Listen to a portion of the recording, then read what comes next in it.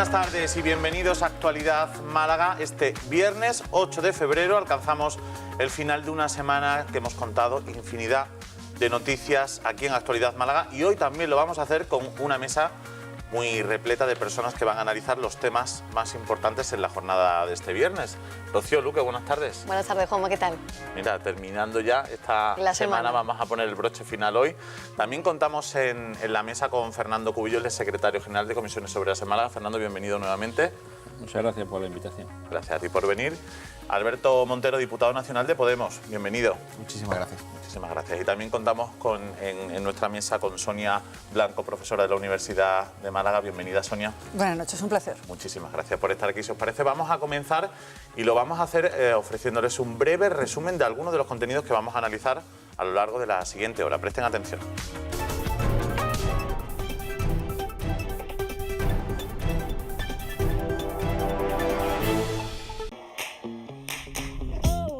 Hoy en Actualidad Málaga ofreceremos las últimas informaciones sobre el suceso de la soldado del acuartelamiento de Bobadilla en Antequera, que denunció haber sufrido abusos sexuales por parte de varios compañeros del cuartel. Si han paseado por los barrios de la ciudad se habrán topado con alguna que otra obra. No será la única que vean a partir de ahora, porque el consistorio malagueño llevará a cabo el asfaltado de más de un centenar de calles y también el renovado de aceras. Algunos malagueños se han manifestado en las redes sociales para mostrar su disconformidad con que se elimine el mítico adoquinado de la calle ancha del Carmen en el Perchel. ¿Qué opinarán nuestros contertulios? ¿Sabían que hay un estudio sobre cuáles son las profesiones que más engordan en la actualidad? Trabajar bajo presión, el estrés, la falta de actividad física o la proliferación de hábitos no saludables son los factores que provocan la subida de peso en el ámbito laboral.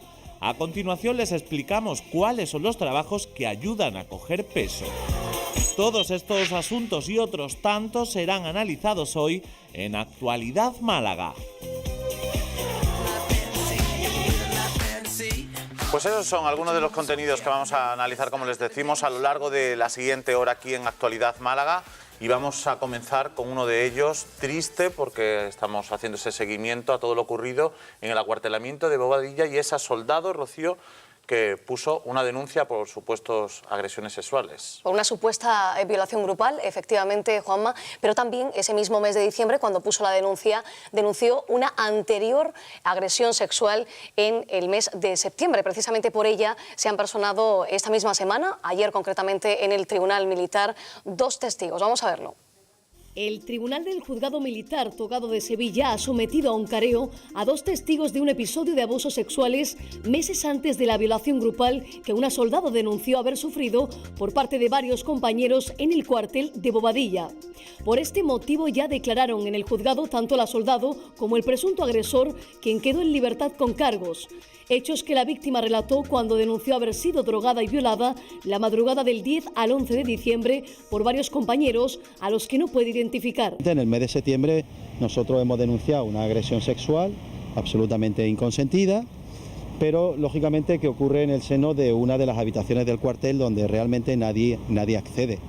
Por tanto, efectivamente al final tendremos las declaraciones de la víctima frente a las declaraciones del presunto agresor, ¿vale? Los testimonios de hoy, al igual que los que constan de otros soldados más, son testimonios de referencia, vienen en cierta medida a corroborar las manifestaciones de nuestra clienta.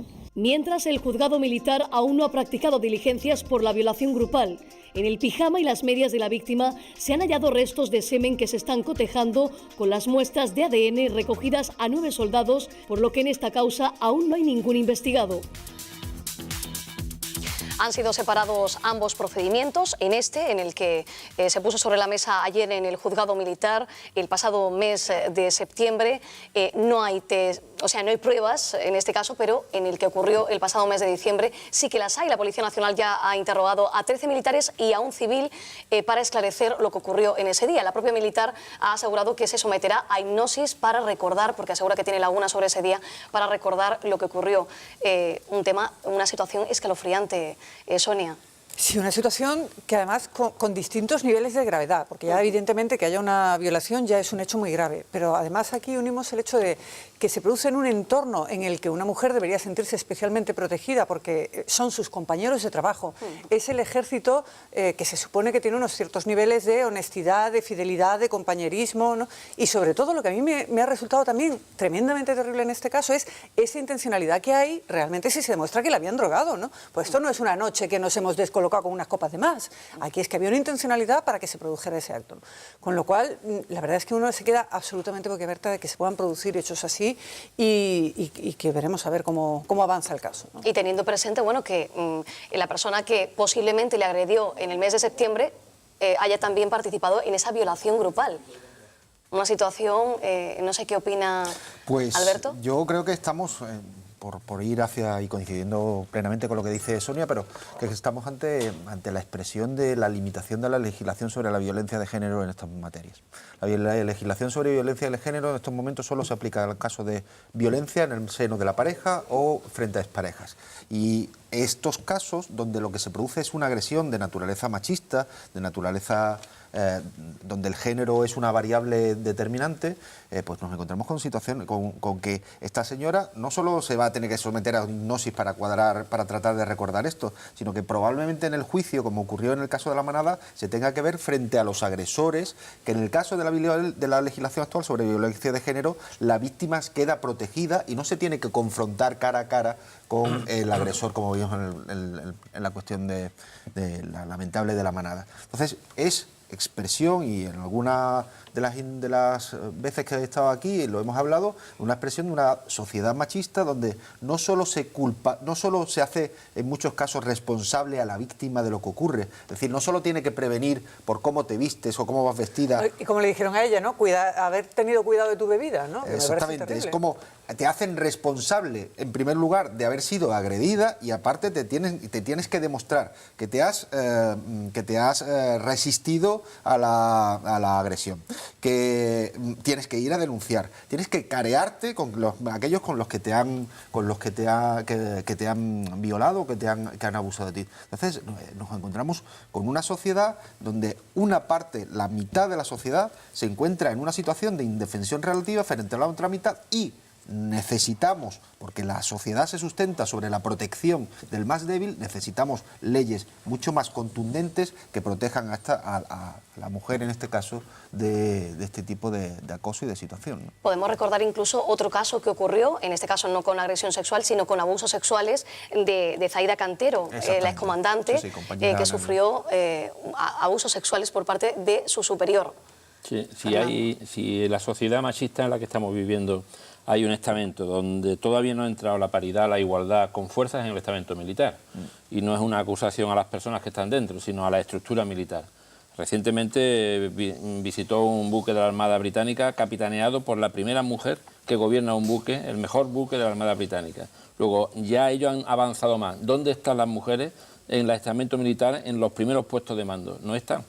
Pero no están porque no quieran, sino no están porque la estructura machista le está relegando, como el conjunto de la sociedad relega a las mujeres a un segundo término, a un segundo lugar. Y en el caso concreto que nos ocupa esta noche, hay una cosa fundamental. Yo espero que al gobierno del Partido Popular y de Mariano Rajoy le toque hablar de esto, como decía que no le tocaba hablar de salarios, de otras cosas, que le toque hablar de esto, porque de esto hay que hablar. Y esto hay que hablar y en profundidad. No puede ser que estamos asistiendo a una campaña mediática de quien sostiene una sociedad machista, que la sostienen con un dinero, en donde se culpabiliza y donde hay que demostrar que yo no he querido.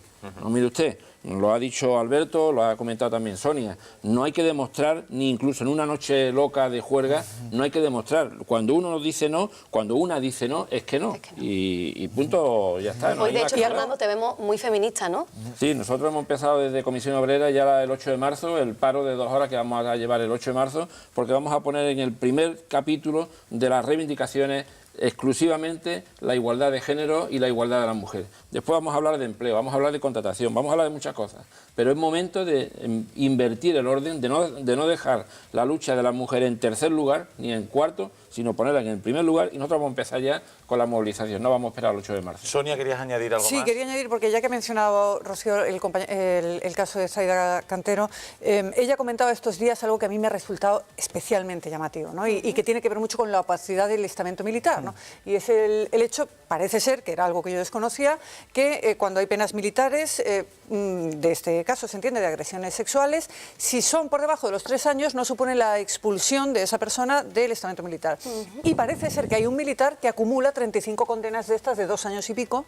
Lo comentaba Zaida Cantero, ese era el caso de que hay alguien con 35 condenas, pero que sigue dentro del cuerpo militar porque ninguna ha superado.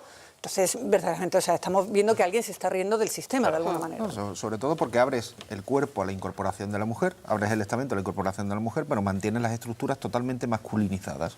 Las formas de pensar están totalmente masculinizadas, la jurisdicción es terriblemente machista, y lo que ocurre al final es este tipo de cosas. Pero lo vemos en otros estamentos, no solo en el... esta semana, hace 3 días, se proclamaba como candidato a ocupar la presidencia del Banco Central Europeo al ministro de Guindos. Desde el Banco Central Europeo estaban pidiendo una mujer, porque en estos momentos solo hay una de todas, de las, creo que son 8 cargos de ejecutivos que hay en la dirección del banco. No hay ninguna mujer en este país en condiciones de ser postulada para ocupar ese puesto. Pues no, enviamos a un hombre. Entonces, vivimos generando una barrera continua de cristal en algunos casos, y de otra manera y más... Y de cemento. Y de cemento, exactamente. Iba a buscar algo más opaco contra la mujer, ¿no? No va a ser, desde luego, sí, Fernando. Y Alberto, y el argumentario para limitar el acceso de la mujer a puestos de responsabilidad está lleno. Hay miles de argumentos ahí donde cada uno empieza a sacar, pero el argumentario para que estemos en niveles de igualdad, bueno, por favor, eso es una decisión política de quien gobierna, de quien estamos en las organizaciones políticas, sociales, de todos los niveles, educativas, de todos los niveles, porque no se puede consentir que estemos en una situación de un desequilibrio con la opacidad que tú has comentado, en unos casos en el cuerpo militar y en otros casos pues en otros cuerpos también muy protegidos por los estamentos económicos de este país ahora mismo. Comentaba que por desgracia hoy no va a ser el único suceso del que vamos a hablar, porque esta semana también nos conmocionábamos con una noticia que ocurría, dejamos Antequera a un lado y continuamos en Andalucía, nos vamos hasta Úbeda, Rocío, donde hemos visto pues una noticia que nos ha dejado impactado con un menor en un colegio. Efectivamente, concretamente ha sido en Jaén, como bien has dicho, en Úbeda, y la Fiscalía y la Junta están investigando una supuesta agresión sexual a un menor. Fue en pleno recreo cuando ocurrieron los hechos y ha desencadenado la expulsión de 4 alumnos como medidas cautelares. Vamos a verlo. A un menor de 9 años en un colegio de la Sierra de Cazorla ha conmocionado al pueblo de Chilluévar, un pequeño municipio jienense de 1.400 habitantes. Los presuntos agresores, que estudian también en este centro, tienen edades comprendidas entre los 12 y los 14 años. La Junta de Andalucía ha abierto una investigación para determinar si se ha producido el delito. La consejera de Educación, Sonia Gaya, admitió que, de acuerdo con el testimonio recabado de la familia del menor, se trataría de una agresión sexual con penetración perpetrada dentro del colegio y durante el recreo. Que ahora mismo lo que estamos haciendo es la investigación oportuna, precisamente pues eso, para esclarecer qué es lo que ha ocurrido. Es un hecho muy grave, gravísimo, y evidentemente hasta que no esclarezcamos los hechos y sepamos exactamente qué es lo que ha ocurrido, no podemos tomar las medidas oportunas e iniciar las actuaciones pertinentes que se iniciaran en el caso de que haya ocurrido así.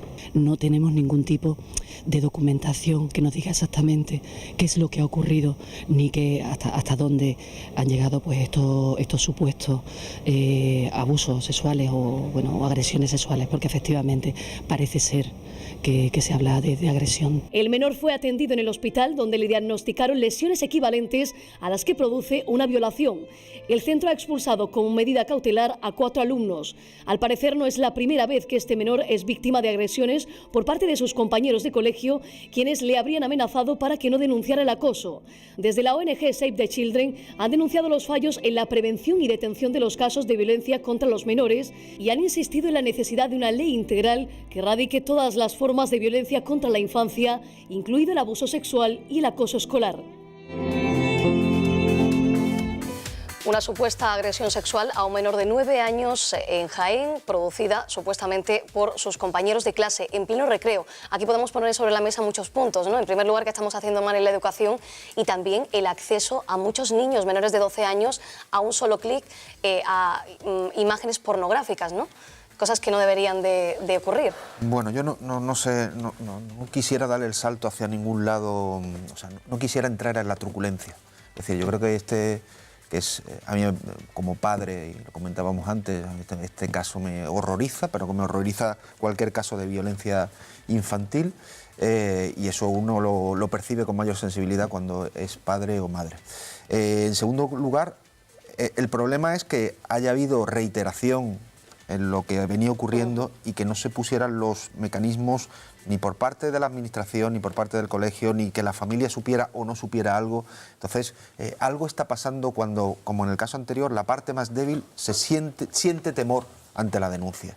Y el caso de las denuncias de Save the Children, el propio defensor del pueblo andaluz ha señalado que en torno al 30% de los niños y niñas en el colegio sufren casos de acoso escolar con alguna ramificación hacia el abuso sexual. Nosotros en nuestro grupo parlamentario andaluz propusimos hace unos meses una serie de medidas integrales para tratar de enfrentar este tipo de acosos. A mí me da igual que sean las nuestras, pero que se articulen las medidas que sean necesarias para que ningún niño ni ninguna niña sufra en estos momentos este tipo de violencia que es perfectamente subsanable con los mecanismos adecuados. Unos hechos que, entre otras cosas, que llaman la atención de esta noticia es que ocurrieran pues en el recreo, ¿no? Sí, y ahí entra en juego otro asunto que es pues la dirección educativa, profesores responsables a lo mejor en ese horario, ¿no? Claro, es que volvemos a hablar de que es un episodio doblemente grave, ¿no? Es una violación, pero esto no ocurre a la 1 de la mañana en un descampado. Esto ocurre en un entorno en el que pensamos que nuestros hijos están protegidos, que es el entorno escolar. Y ya no porque ocurra esto, que es que se sale de toda medida y a todos nos puede dejar sin palabras, sino porque un niño se puede caer y se puede abrir la cabeza. ¿Dónde está esa vigilancia que ha vivido en los recreos de toda la vida de Dios? Es que no puede ser, ¿no? Pero sobre todo, a mí lo que me parece, y me gustaría incidir en eso, porque sé que los compañeros van a incidir en otros temas, yo he leído un titular que si esta noticia ya te deja sin palabras, el titular este te deja absolutamente espantado, que dice: violado un niño en el recreo por ser musulmán. Entonces yo creo que debemos plantear, eso está publicado hoy, o sea, y es de un medio nacional, Sí, sí. No lo he sacado de ninguna página friki. Entonces, yo creo que los profesionales de los medios de comunicación tenemos que replantearnos también qué estamos haciendo. Porque verdaderamente un niño es acosado por ser musulmán, por ser pelirrojo, por llevar gafas o por tener un grano de más. Entonces, Claro. ya introducir estos temas, introducir también que los agresores son de cierta rama étnica y demás, es establecer un clima de hostilidad que probablemente no haya existido en ese pueblo de ninguna de las maneras. Y estamos introduciendo elementos que no tienen nada que ver. Entonces yo lo que apelo un poco es a la responsabilidad de los medios de comunicación para hacer el trabajo como debemos hacerlo y no este tipo de titulares que lo único que van buscando son clics para que vendáis publicidad. Así que vamos a tener un poquito de vergüenza torera. Fernando, ¿qué te parece? Me ha encantado tu intervención, Antonio. Sí, hombre, porque pones el acento en lo que se está Hombre, es que yo cuando he leído difundiendo. este titular... Esto que ha ocurrido en Jaén podía haber ocurrido en cualquier lugar del pueblo. Si el colegio es un reflejo de lo que hay fuera.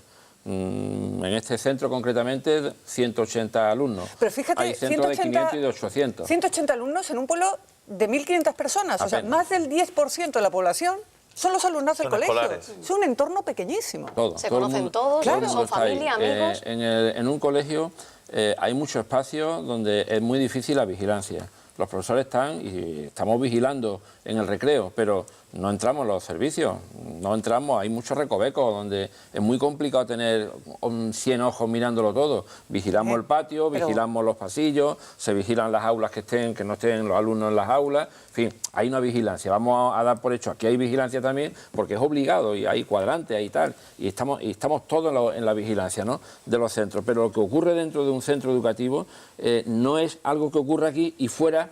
Cuando a las 2 de la tarde se va el alumnado, ya no pasa nada, ya está.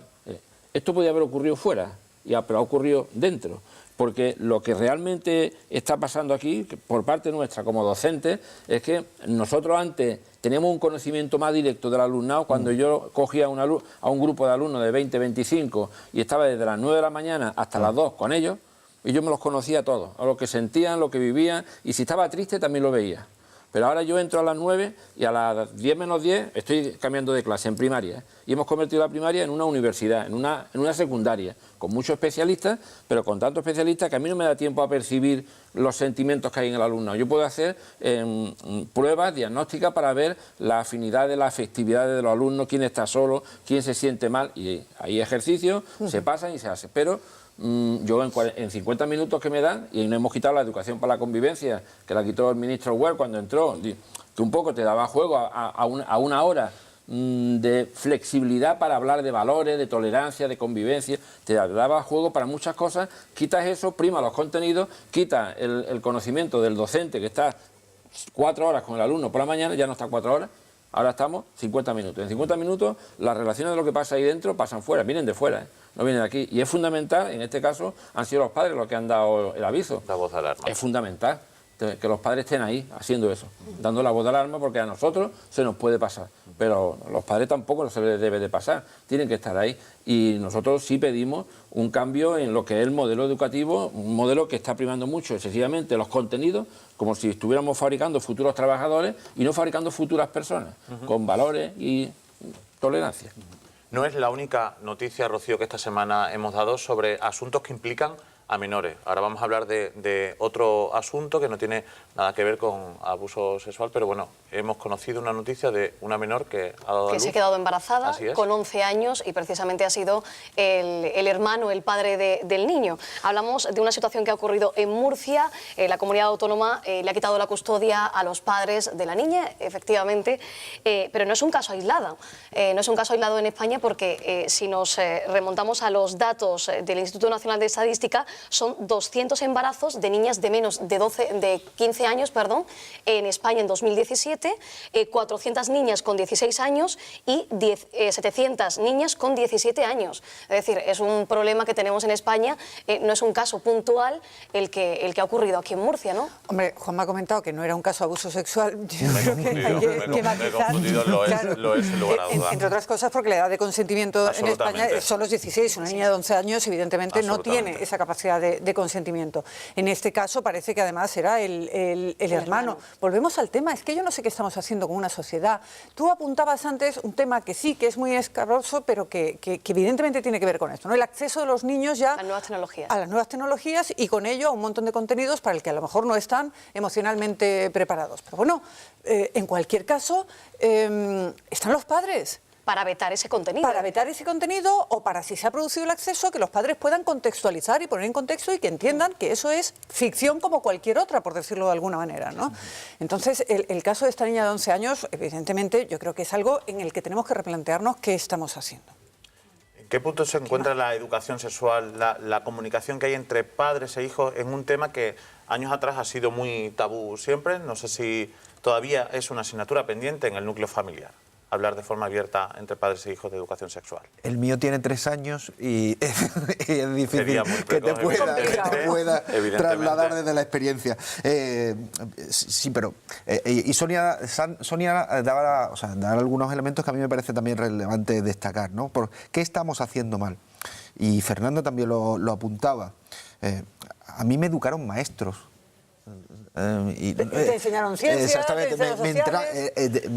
El ser un maestro tenía una carga de valor en lo que transmites y en cómo lo haces. Y a mí yo estuve los 5 primeros años en el colegio de la EGB con el mismo maestro y eso te permitía que muchas de estas cosas no ocurrieran, a pesar de que había violencia y todos éramos niños, unos salvajes en potencia.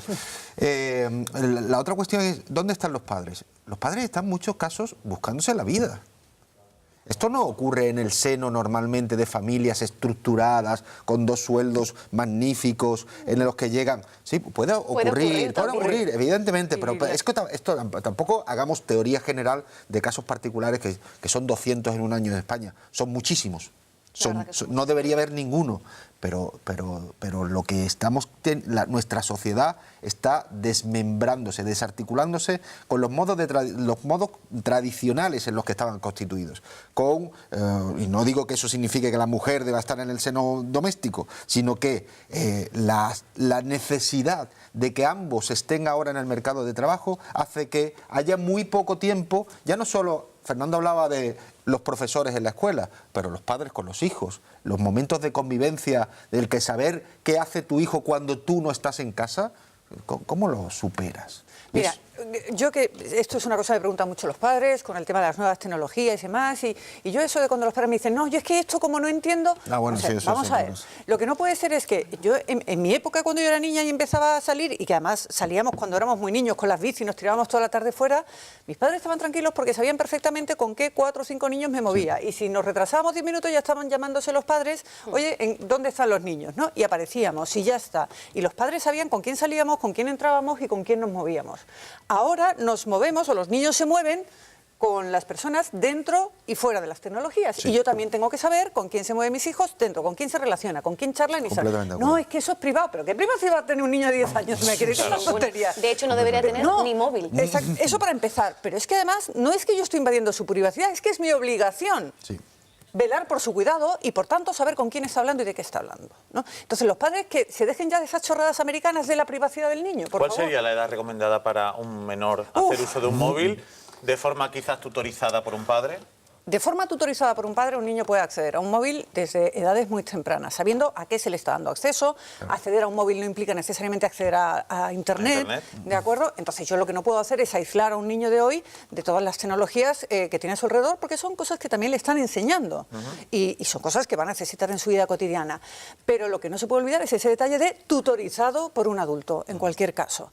Y que el niño entienda que está tutorizado como estaría tutorizado a la hora de aprender a conducir o de aprender a cocinar, si quieres, ¿no? Fernando. Es que es muy sencillo. En la enseñanza hemos excluido, antes de hacer las preguntas a Alberto, hemos excluido la educación sexual, la educación en la sexualidad, en la afectividad. Es otro tipo de educación, otro tipo de gestión de la educación. Nosotros podemos educar, lo comentaba Alberto al principio, podemos educar con prototipos masculinos, no digo hombres y mujeres, pero tendremos que educar con prototipos de igualdad, con prototipos de aceptación de las diferencias de cada uno. Pues unos serán hombres y otros serán mujeres, otros serán de musulmanes, decía Sonia, y otros no seremos musulmanes o ni cristianos. Bueno, pues cada uno hay que educar en esa convivencia. ¿En qué espacio educamos?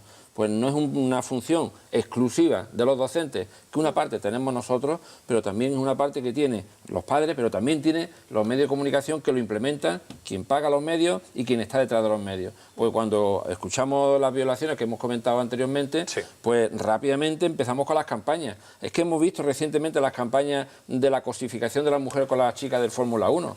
Es que te colocan a las mujeres de Fórmula 1 diciendo, y pierdo el empleo, vamos, pierdo el empleo, te tomo como objeto o perdemos el empleo. Claro. Y lo peor es que en vez de corregir eso estamos empezando a cosificar a los hombres en la universidad. Todo. La economía quiere arrastrar y ganar beneficios, con lo que sea. Y tú lo has dicho bien al principio, te he comentado que me ha gustado mucho tu intervención, cuando has hablado de los medios de comunicación, del papel que juegan, que es quien paga, manda en el medio.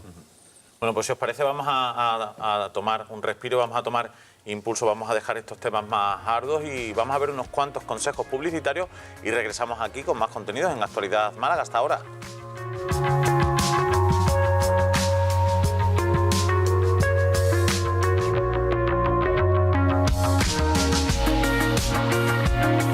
Actualidad Málaga, y lo vamos a hacer centrándonos ahora en un asunto en Málaga. Si han paseado últimamente por las calles de algunos de los barrios de Málaga, habrán visto que muchas calles se encuentran en obra. Nuestra compañera Rocío Luque nos va a comentar los motivos de las obras. Bueno, porque el Ayuntamiento de Málaga ha decidido mejorar el asfaltado y en otros casos, otros asuntos, en las calles de la capital malagueña.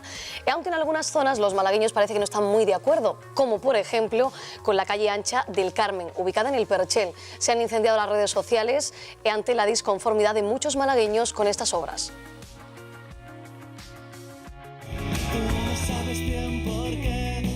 Si han paseado por los barrios de la ciudad se habrán topado con alguna que otra obra. No será la única que vean a partir de ahora, porque el consistorio malagueño llevará a cabo el asfaltado de más de un centenar de calles y también el renovado de aceras. Unas obras necesarias para la mejora de las vías de la capital, pero que en algunas calles concretas los malagueños no lo tienen muy claro. Un ejemplo es el caso de la calle Ancha del Carmen, ubicada en el barrio del Perchel. Se trata de una vía que desde su creación ha contado con un tradicional adoquinado que, sin embargo, desde hace unos días atrás está siendo eliminado, ya que el objetivo del ayuntamiento es cambiar este pavimento.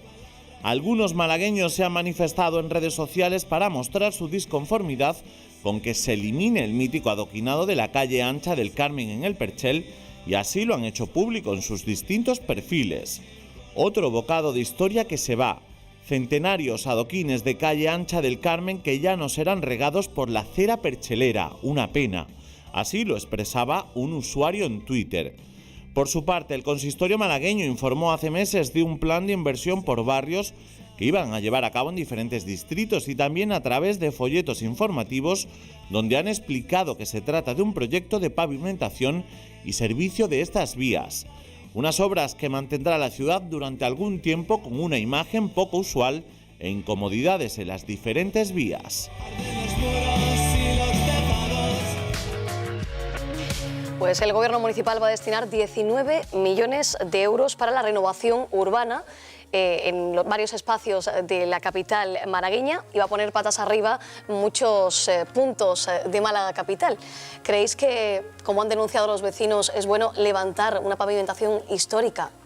Nosotros hemos estado viendo la propuesta de obra que va a hacer el Gobierno municipal y hemos visto que sin ton ni son se pone a levantar adoquinado en 147 calles asfaltadas que piensa asfaltar, en 47 calles que piensa acerar, sin ton ni son, y casualmente, como suele ocurrir cuando llegan las campañas electorales, para que estén finalizadas, a 6 meses escasos de la campaña de las municipales. A algunos le daban por poner flores. Yo recuerdo la época de Jesús Gil en Marbella, ponía a Ricardo Soriano de flores hasta la bandera, ¿no?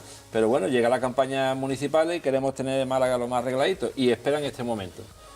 Yo sobre concretamente el caso de Ancha del Carmen, a mí, lo digo, yo creo que deberían de mantenerse los adoquines, no sé qué opináis, pero hombre, uno cuando ve una casa que está derrumbada y que están haciéndole obra, dice, bueno, ese ladrillo lleva ahí más de 100 años, esa viga lleva más de 150 años ese árbol ahí puesto, esa madera, yo valoro mucho la madera, me gusta la madera, y dice uno, hasta las tejas, que hay tejas muy bonitas, ¿no? Dice uno, hasta con esas tejas habría que conservarlas, no se pueden tirar de cualquier manera. Yo pienso que en cualquier caso, que la reforma que ha hecho el Partido Popular de calle y de acerado, electoralista, para que a final de año esté todo un poquito, que la gente se vea contenta y vayan a votar. Y hay una cosa también que hemos estado viendo cuando le hemos dado una lectura a la reforma que van a hacer, casualmente, donde más votos ha cosechado, más dinero va a poner en las calles, zona Malagueta, zona del Palo, etcétera, zona del Distrito Este. El resto, pues bueno, son 100.000 euros, 200.000 euros en Churriana, en distintos puntos de la ciudad, pero donde más dinero va a meter, millones de euros, 2 millones de euros, en la zona de Malagueta concretamente y zona Distrito Este.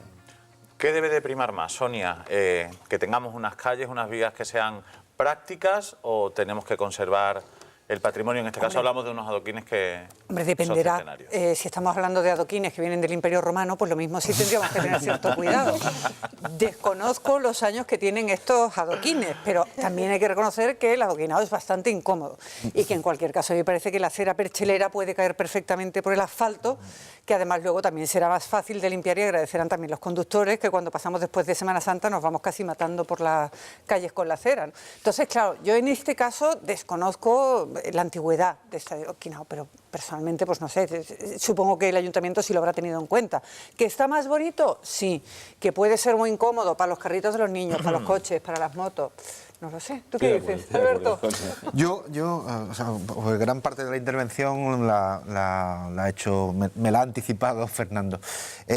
Cuando uno compra una casa que tiene en un determinado lugar, un determinado valor histórico, como pueden ser las casas en Pedralejo o demás, está obligado a mantener la estructura y está obligado a mantener por ejemplo, el tipo de teja que se utilizaba y que estaba allí.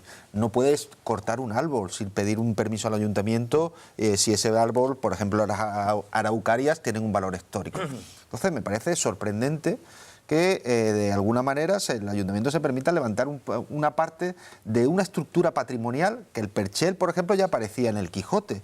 No estoy diciendo que eso, que la acera perchelera esté cayendo sobre los mismos adoquines sobre los que cabalgaba Rocinante, pero sí me parece que mantiene un entorno, una imagen en un entorno que es especialmente bonito en Málaga, ¿no? Y que debería rehabilitarse de acuerdo a los cánones de allí. Luego hay otro elemento que me parece fundamental, y es que había mucho más dinero disponible para poder hacer actividad, rehabilitación y modificaciones en Málaga. En concreto había en torno a 80 millones de liquidez, pero que la ley la regla de gasto de Montoro impide el gasto de gran parte de ese gasto. Es más, obliga a que de todo el dinero que había, de esos 80 millones, 12 millones de euros se hayan dedicado a pagar deuda obligatoriamente. Luego hay otro elemento que me parece que es también importante y lo vinculo con la cuestión de urbanística y del paisaje. Ayer conocíamos que la propia UNESCO estaba diciendo que el presunto rascacielos del puerto alteraba radicalmente la imagen de Málaga y que... La UNESCO por lo tanto, no, es que ese es otro de los titulares de los medios un tanto confuso. Vale, un organismo que asesora de vez en cuando a la UNESCO. Vale, de acuerdo, venga. Un asunto que, por cierto, veo que no lo he visto, tengo que reñir, ayer lo analizamos en esta misma mesa con parte de la plataforma Defendamos Nuestro Horizonte, que lo expuso aquí precisamente. Estupendo, pues entonces no paso por ahí. Pero me parece que la preservación de determinados elementos simbólicos en el espacio es fundamental. Y por último, y ya con esto yo cierro, que se dedique más dinero a los lugares donde el Partido Popular saca más votos y no a donde más se necesite es algo tremendamente sangrante.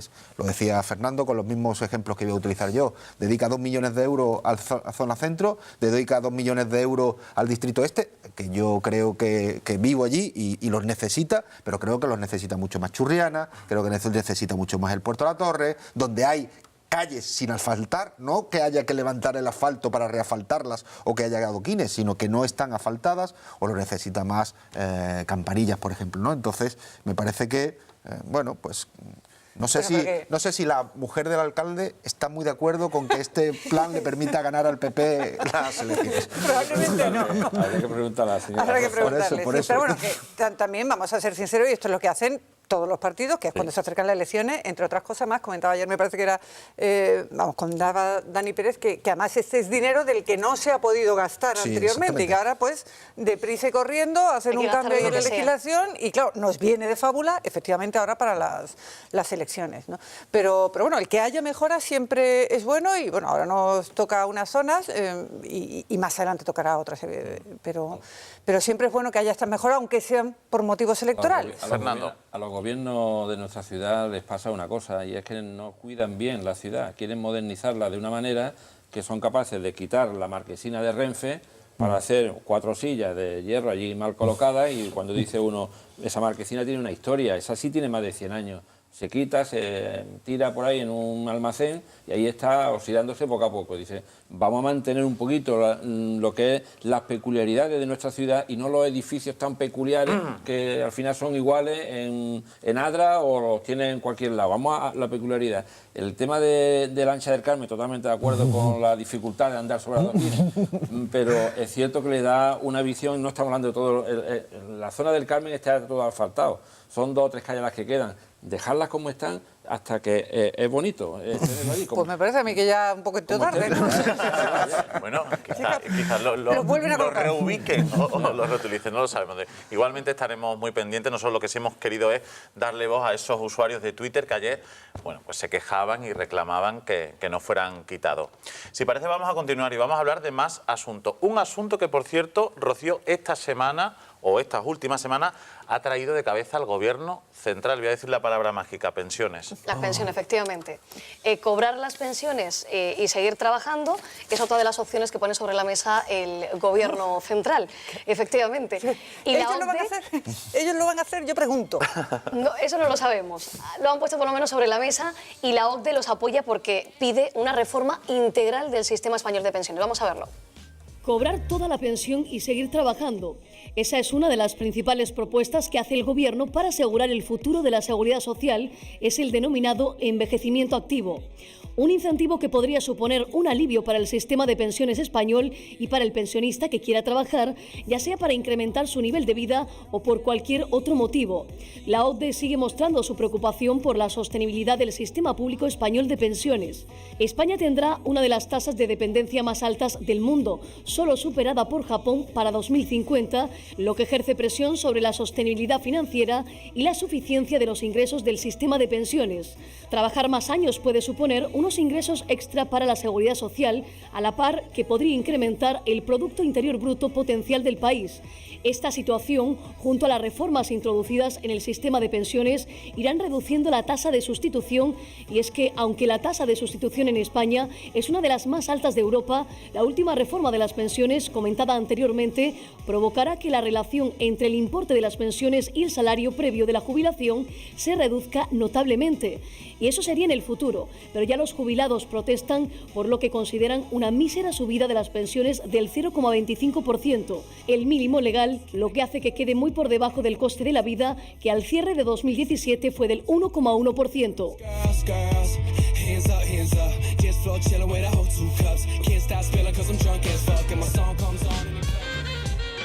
Bueno, parece que la solución del Gobierno al futuro sistema de pensiones, es decir, un problema privado, pasa por una solución pública. Precisamente ayer el presidente del Gobierno, Mariano Rajoy, hizo un llamamiento a las familias para que se hicieran planes de pensiones privadas y así completar esas futuras pensiones que asegura no serán suficientes en el futuro.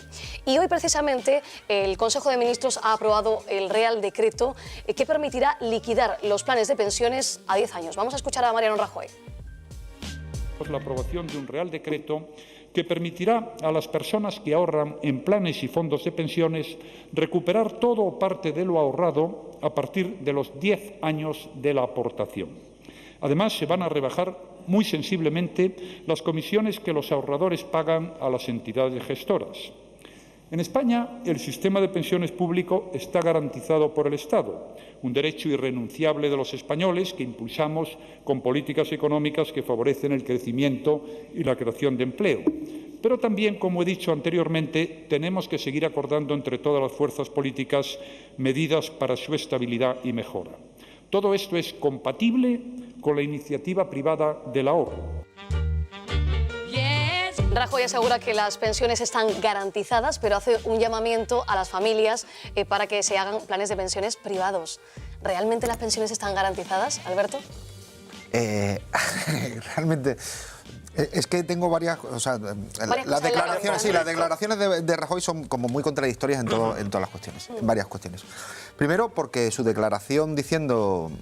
Parece que no conoce el país en el que vive, y probablemente sea cierto. ¿Cuál es el problema de los planes de pensiones privados? Que uno tiene que tener capacidad de ahorro.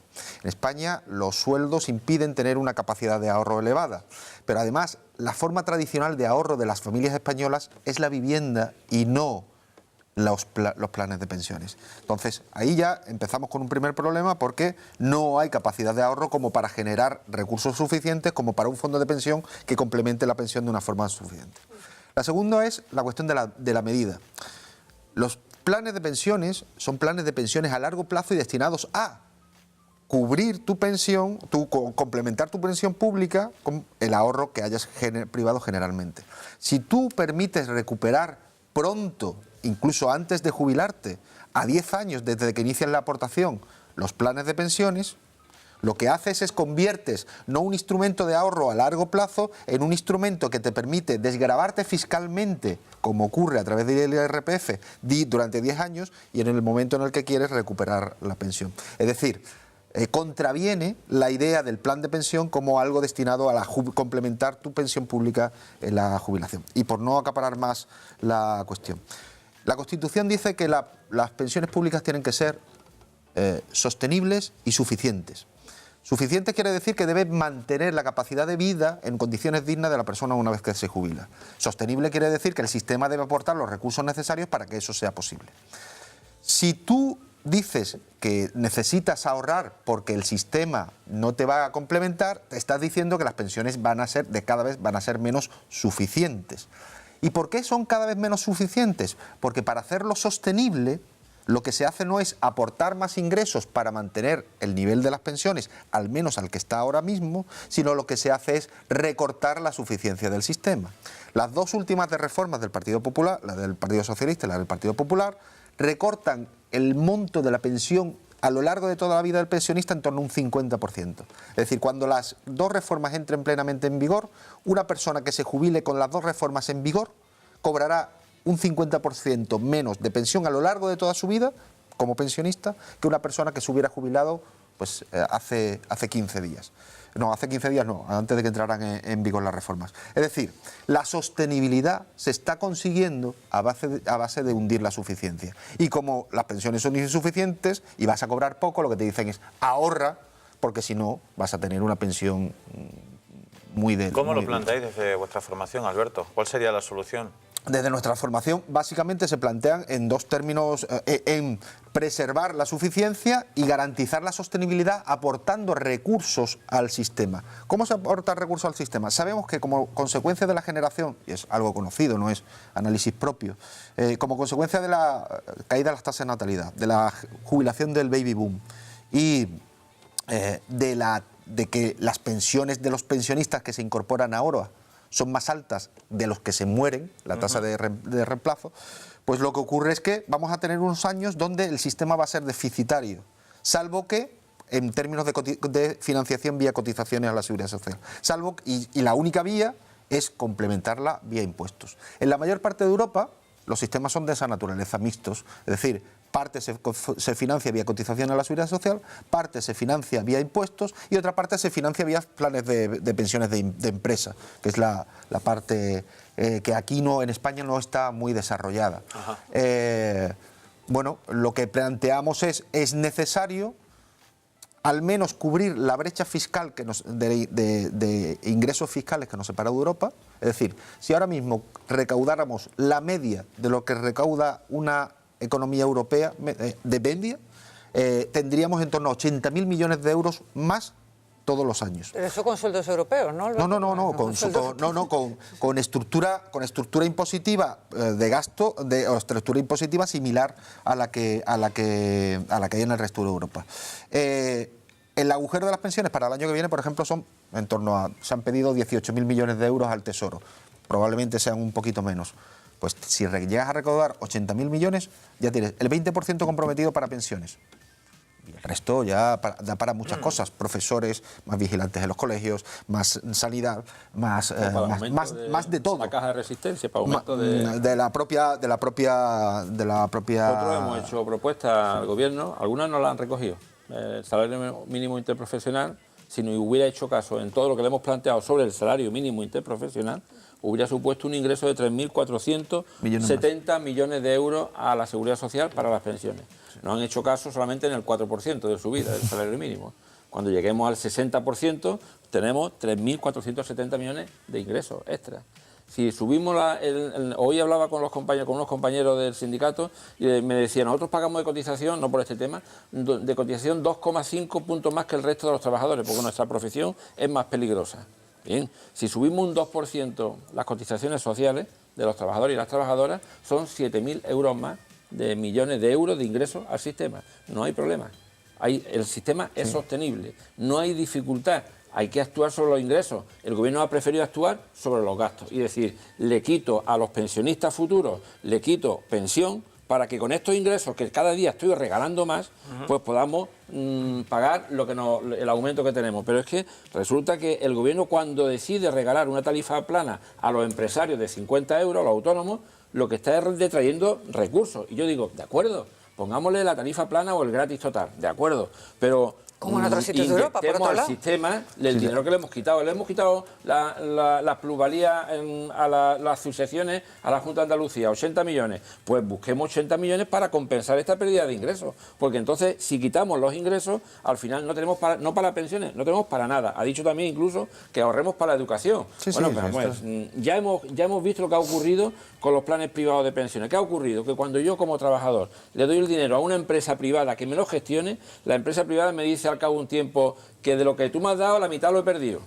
En Chile ha pasado. Pero no solo en Chile, Fernando. Vamos a ir rematando este asunto, Alberto, y luego Sonia. Remato solo con eso, porque tiene que ver con los fondos de pensiones privados. Nos está diciendo, ahorra usted a través de un fondo de pensión privado. Hay un estudio que se renueva todos los años de unos profesores de la Universidad de Navarra, donde demuestra que solo en torno a 5 o 10 planes de pensiones, si miramos su rentabilidad a 15 años, esa rentabilidad supera la inflación acumulada. Es decir, que si tú eliges un mal plan de pensiones, el dinero que vas a recuperar una vez que vayas a tratar de recuperarlo, si llegamos a esos 10 años que decía el Gobierno, es inferior en términos de poder adquisitivo a lo que has ido aportando a lo largo del tiempo. Que los planes de pensiones no son rentables y la mayor parte de ellos, ojo, que quiebran, que no es la Seguridad Social. La Seguridad Social tiene un Estado detrás que es capaz de emitir deuda para poder hacerlo.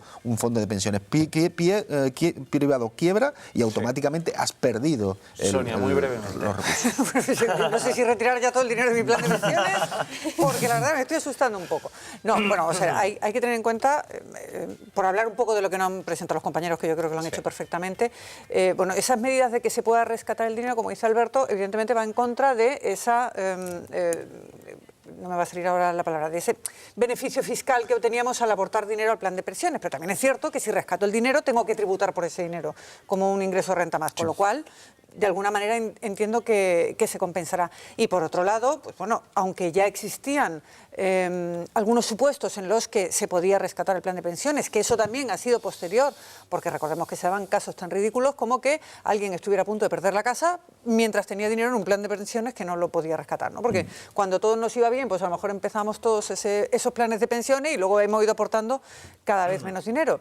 También es cierto que los planes de pensiones en España, es cierto que no son iguales de rentables que en otros sitios europeos. Y entonces a lo mejor tendríamos que ver por qué aquí no somos capaces de tener rentabilidades mejores en esos planes de pensiones. Porque lo que tampoco le podemos pedir es, y digo porque yo me encuentro en esa situación, tú te pones a contratar un plan de pensiones y te ponen a hablar de riesgos, rentabilidades, no sé qué, y dice, oiga usted, que es que yo no soy una broker de bolsa, yo lo que quiero es eso, cuando me jubile, estar sin preocupaciones. Ya con eso me daría un canto en los dientes, ¿no? Entonces no se le puede exigir a la población normal, civil, como por decirlo de alguna manera, que de repente se conviertan en expertos económicos para saber qué plan de pensiones tienen que contratar. La Seguridad Social tiene una rentabilidad mucho más alta que los planes de pensiones privados en la gestión de sus fondos cuando los meten a distintos activos. ¿Compramos letras del Estado? No, ¿Nos va a salir mejor?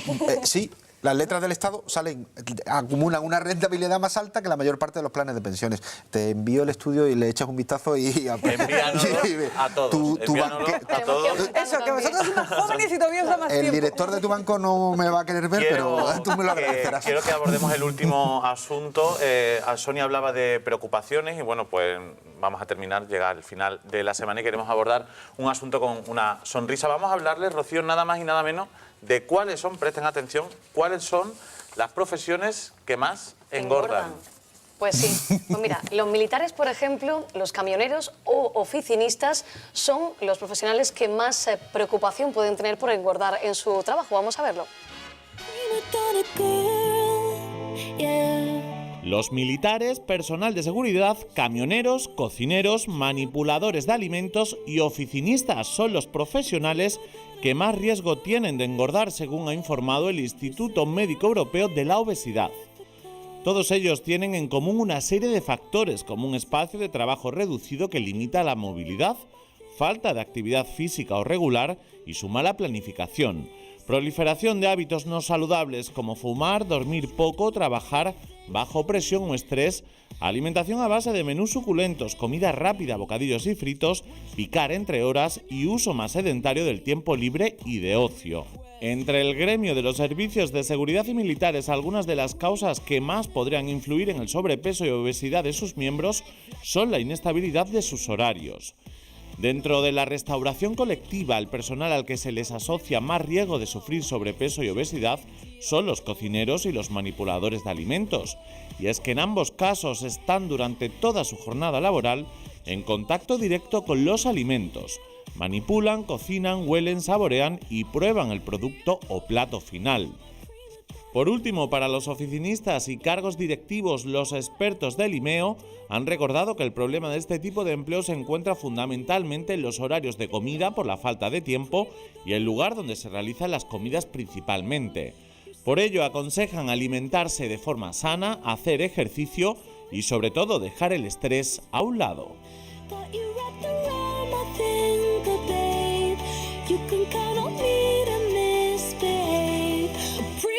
Pues profesiones que engordan. Parece que en esta mesa nos libramos, ¿no? No. Yo me temo que no. Nosotros, los profesores e investigadores, nos pasamos el día sentados delante del ordenador. Yo sí es cierto que en las clases intento moverme un poco, pero claro, tampoco te mueves despacito, tampoco puedes hacer mucho más, con lo cual me parece que somos de los afectados.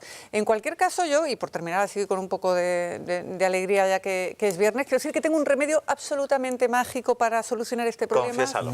El remedio es muy sencillo, es caminar el doble y comer la mitad. No hay más.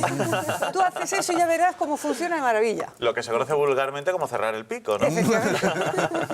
Bueno, aquí lo que ponemos de manifiesto en este pequeño reportaje es aquellos trabajos también que sufren grados de estrés interesantes y al final el estrés se traduce quizá también en una mala alimentación, fumar, no descansar las horas adecuadas, ¿no? Y hay en algunos oficios donde se pone más de manifiesto que en otros. No sé qué piensas, Alberto. No, yo es que nunca he tenido, afortunadamente nunca he tenido problemas de sobrepeso y supongo que será por cuestión metabólica, ¿no? Entonces pero visto lo que habéis dicho, solo se me ocurre de pastor, que las profesiones que quedan donde esto no, pastor, claro quesero en alguna pedanía por ahí perdida o cuidar cabras, porque el resto me parece todo que es demasiado... Que todo engorda, ¿no? Que sí, no sabría yo excluir a nadie de ese riesgo. Fernando, ¿qué te parece? Que hace falta tiempo para comer. Y Para comer bien. Para comer bien. Claro, para comer bien hace falta tiempo, porque los que están en camiones, en autobuses, los que están todo el día en tránsito con vehículos, no comen y comen mal, porque se come barato y a 9 euros no le podemos pedir que el aceite esté limpio, claro, cuando se toman fritos y demás, ¿no? Y hace falta tiempo para hacer ejercicio físico y hace falta mucho tiempo, lo ha dicho en la presentación, en el vídeo de presentación, donde las relaciones laborales no nos permite hacer esa vida sana que tenemos. Y algunos se metaboliza de una manera y otros de otra, pero fundamentalmente necesitamos tiempo para el descanso, para el ejercicio físico, para la conciliación familiar y para comer adecuadamente. Y ir al mercado y comprar y cocinar un poquito. Que no bueno, pues vamos a poner, si os parece, en práctica este fin de semana. Yo lo voy a anotar y lo vamos a hacer. Hacer deporte y comer bien. Absolutamente. Bueno, hemos llegado al final de esta mesa de actualidad. Alberto Montero, muchísimas gracias. Muchas gracias. Muy agradable. La semana que viene, Sonia Blanco, un placer nuevamente. Muchas gracias. A vosotros. Fernando Cubillo, muchísimas gracias. Nos vemos la semana que viene. Gracias a ustedes. Rocío Luque. Nos vemos el lunes. Nos vemos el lunes. Buen fin de semana. Feliz fin de semana. Igualmente. Hasta aquí Actualidad Málaga. Ya saben que pueden seguir informados a través de nuestra página web en 101tv.es. Por nuestra parte nada más. Gracias por estar ahí. Sean felices. Adiós.